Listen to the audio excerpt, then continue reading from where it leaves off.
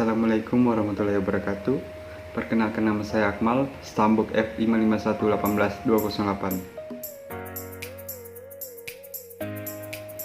Kemampuan analisis spesial menggunakan SIG dapat diklarifikasikan bermacam-macam. Yang pertama, klarifikasi di bawah ini mengacu pada Aronoff 1989. Yang pertama, fungsi buffer. Yang kedua, fungsi overlay. Yang ketiga, fungsi network. Yang keempat, fungsi tiga dimensi analis. Buffer atau buffering merupakan salah satu analisis spesial yang sering digunakan dalam SIG. Buffer biasanya digunakan untuk mewakili suatu jangkauan pelayanan ataupun luasan yang diasumsikan dengan jarak tertentu untuk suatu kepentingan analisis spesial. Buffer dapat dilakukan untuk tipe fitur poligon, polyline maupun point. Pembuatan buffer membutuhkan penentuan jarak dalam satuan dan terukur atau meter atau kilometer.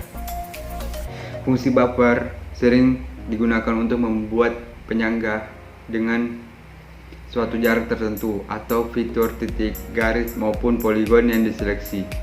Hasil dari buffer ini dapat berupa garis atau fitur poligon.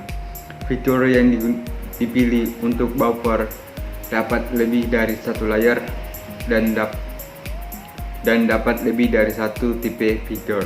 Jika lebih dari satu fitur dipilih untuk di buffer, maka buffer yang terpisah akan dibentuk untuk setiap pilihan fitur. Adapun kelebihan dan kelemahan buffer, yang pertama itu memudahkan dilakukan pembuatan buffering berdasarkan fitur diseleksi. Kedua, memberikan banyak manfaat dan kegunaan untuk berbagai aplikasi. Ketiga, memproses buffering tidak membutuhkan waktu yang lama. Sedangkan kekurangan yaitu buffering tidak dapat dilakukan untuk beberapa layar secara langsung, sehingga proses buffering dilakukan satu persatu.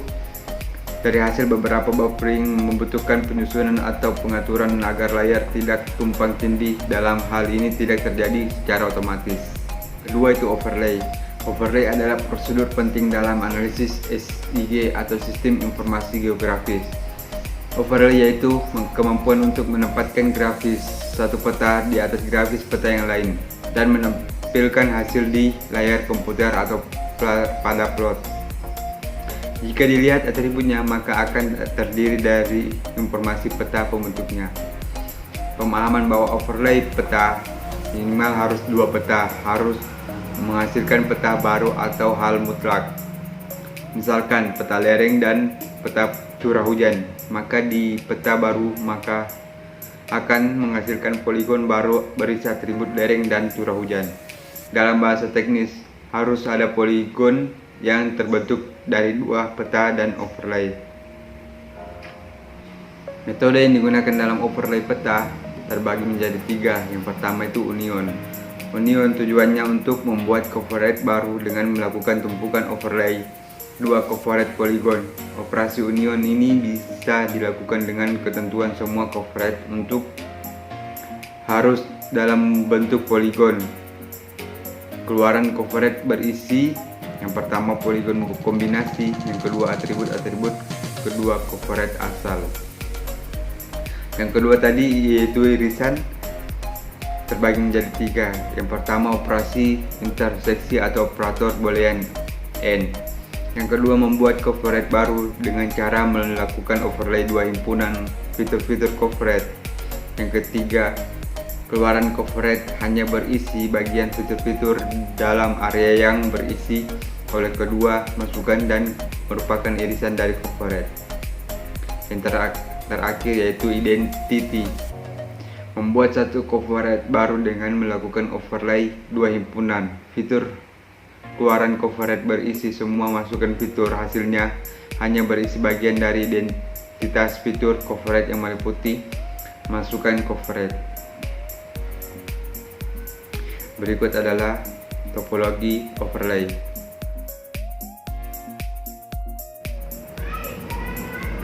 Yang ketiga yaitu network analysis. Network analysis adalah analisis spesial mengenai pergerakan atau perpindahan dari suatu sumber daya dari suatu lokasi ke lokasi yang lain melalui unsur-unsur buatan manusia yang membentuk jaringan. Yang keempat yaitu tiga dimensi. Analisis tiga dimensi merupakan salah satu tool dalam perangkat lunak AR checklist yang dapat digunakan untuk menganalisis suatu objek di permukaan bumi secara tiga dimensi berdasar informasi koordinat X, Y, Z yang ada pada peta tersebut. Analisis tersebut memiliki berbagai macam cara analisis dan fasilitas analisis. Produk yang paling umum dari analisis tersebut adalah DEM atau Digital Elevation Model. DEM merupakan suatu sistem, model, metode, dan alat dalam pengumpulan memproses yang menyajikan informasi medan, susunan nilai-nilai yang mewakili distribusi spesial dari karakteristik medan.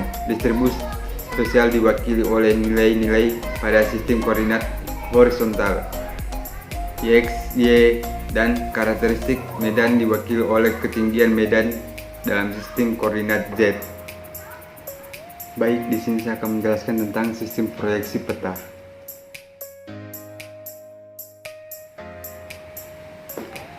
Proyeksi peta adalah teknik-teknik yang digunakan untuk menggambarkan sebagian atau keseluruhan permukaan tiga dimensi yang secara kasaran berbentuk bola ke permukaan datar dua dimensi dengan distori sesedikit mungkin.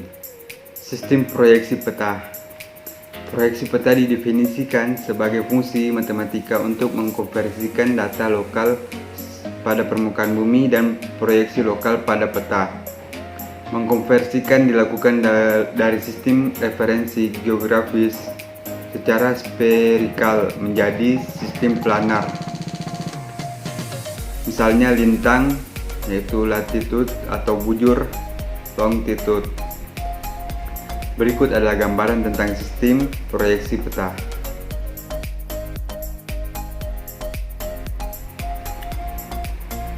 Adapun jenis-jenis tentang proyeksi peta. Yang pertama, menurut bidang proyeksi. Kedua, menurut kedudukan garis karakteristik atau bidang proyeksi terhadap bidang datum yang digunakan. Ketiga, menurut ciri-ciri asli yang tetap dipertahankan. Keempat, menurut karakteristik singgung antara bidang proyeksi dengan bidang datum. Yang pertama yaitu menurut bidang proyeksi terbagi menjadi tiga ya. Yang pertama, proyeksi azimutal, yaitu menggunakan bidang datar sebagai bidang proyeksi. Yang kedua, proyeksi kerucut atau konik, yaitu menggunakan bidang kerucut sebagai bidang proyeksi. Yang terakhir itu yaitu silinder, yaitu menggunakan bidang silinder sebagai bidang proyeksi. Yang kedua, menurut kedudukan garis karakteristik atau bidang proyeksi terhadap bidang datum yang digunakan terbagi menjadi tiga. Proyeksi normal, yaitu garis karakteristik berimpit dengan sumbu bumi. Yang kedua, proyeksi miring, yaitu garis karakteristik membentuk sudut terhadap sumbu bumi. Yang terakhir, proyeksi transversal atau ekuator, garis karakteristik tegak lurus terhadap sumbu bumi.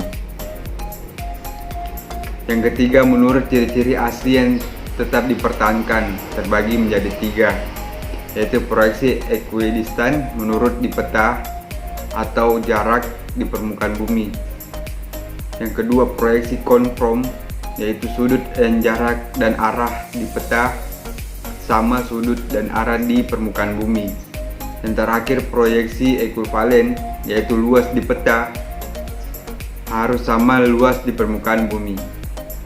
Yang terakhir yaitu menurut karakteristik singgung antara bidang proyeksi dengan bidang datum terbagi menjadi tiga, yaitu proyeksi menyinggung, yang kedua proyeksi memotong, yang ketiga proyeksi tidak menyinggung dan tidak memotong.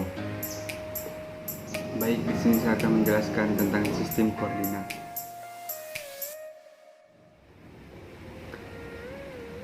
Bentuk permukaan bumi. Objek-objek spesial di permukaan bumi seperti jalan, sungai, batas pulau, danau, administrasi, dan lain-lain harus bereferensi geografis sehingga direpresentasikan dengan koordinat bumi, bukan sistem koordinat lokal atau sembarang. Geodesis. Untuk memahami referensi geografis, transformasi bentuk bumi, dan sistem koordinat, perlu mengenal istilah seperti geodesis, datum, geoid, elipsoid, dan lain-lain. Pembahasan mengenai bentuk bumi, elipsoid, datum, geodesis, sistem koordinat, dan proyeksi tidak dapat dipisahkan dari ilmu geodesi. Geodesi merupakan bidang ilmu yang mempelajari bentuk dan ukuran permukaan bumi, menentukan posisi koordinat, titik-titik, panjang, dan arah garis permukaan bumi, termasuk mempelajari medan gravitasi bumi. Datum referensi, suatu permukaan yang diketahui dan bernilai konstan untuk menggambarkan lokasi titik-titik yang tidak diketahui pada permukaan bumi, biasanya berupa rata-rata permukaan air laut. Geodesi pada umumnya terbagi menjadi dua. Yang pertama, geodesi geometris, membahas bentuk dan ukuran bumi, menentukan posisi titik koordinat, panjang dan arah garis bumi. Yang kedua, geodesi fisis, membahas medan gravitasi bumi, juga menentukan bentuk bumi. Untuk representasi bentuk di permukaan bumi beserta posisinya ditentukan datum geodesi proyeksi peta sistem referensi koordinat yang telah dikembangkan.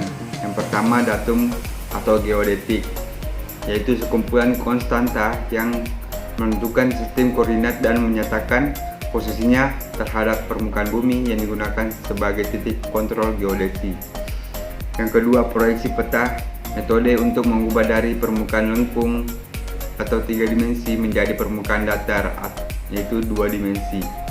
Yang terakhir, sistem koordinat, yaitu sekumpulan aturan yang menentukan bagaimana koordinat-koordinat pada peta direpresentasikan secara titik-titik koordinat.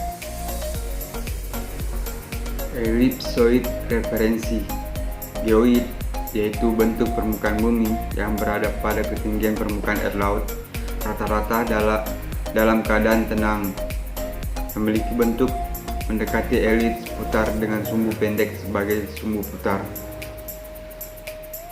Dua, membentuk geoid tak teratur karena perbedaan densitas massa dalam bumi.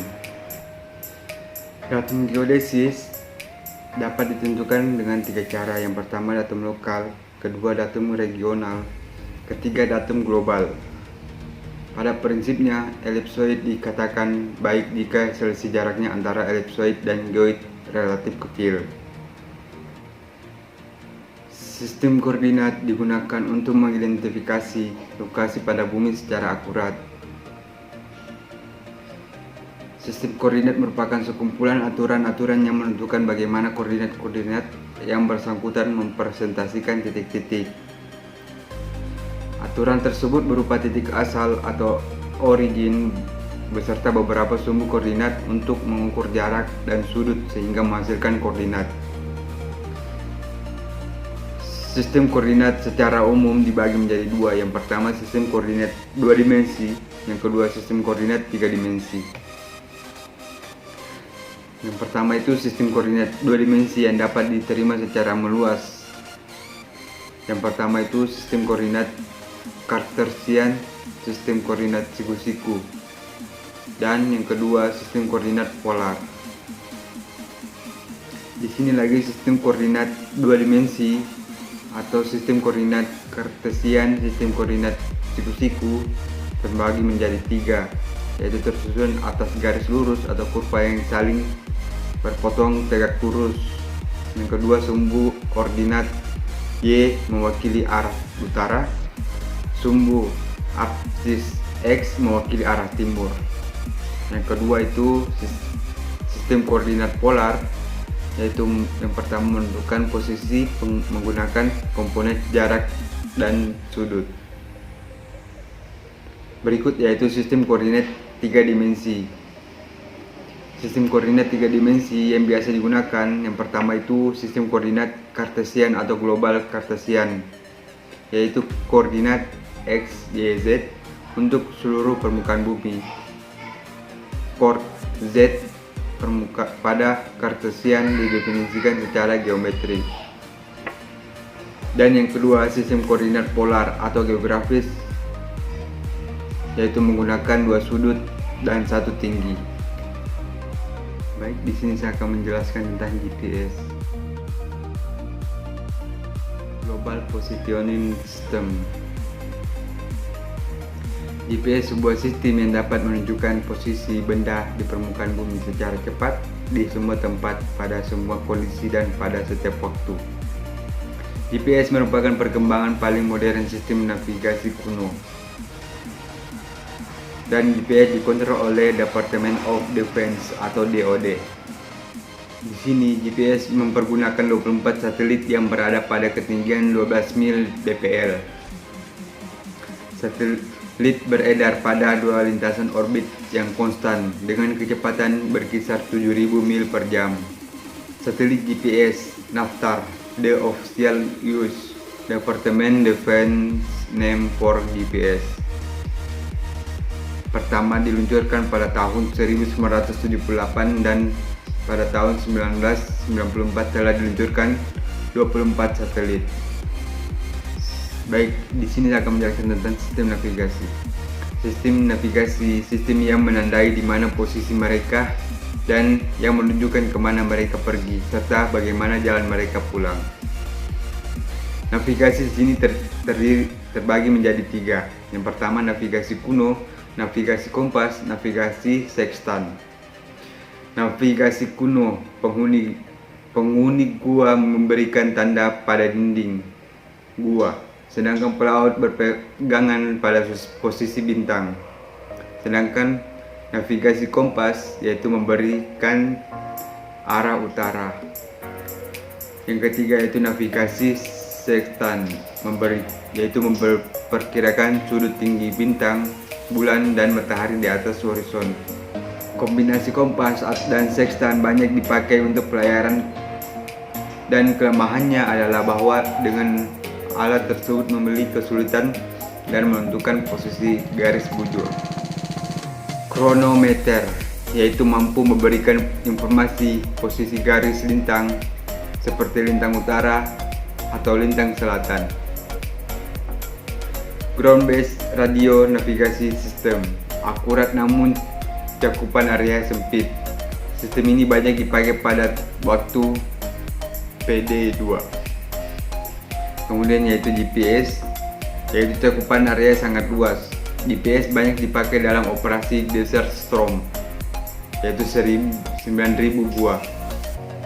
Satelit GPS didukung oleh 27 satelit data tahun 1998 dengan ketinggian 20.200 km di atas permukaan bumi. Setiap satelit membutuhkan 12 jam untuk memutar bumi. Masing-masing dilengkapi dengan jam dengan akurasi yang sangat tinggi. Adapun rincian tentang satelit, yaitu berat satelit yaitu 930 kg dan memiliki panjang 5,1 meter dengan kecepatan 4 km per detik. Umur satelit bisa sampai 7,5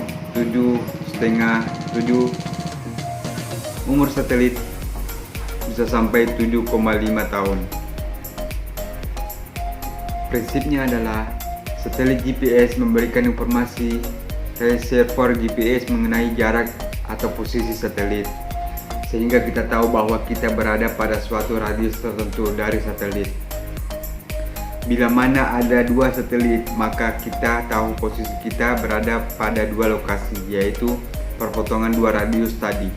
GPS reservoir mampu menghitung tempat yang paling mungkin. Semakin banyak sinyal satelit ditangkap, semakin teliti satelit menghitung posisi.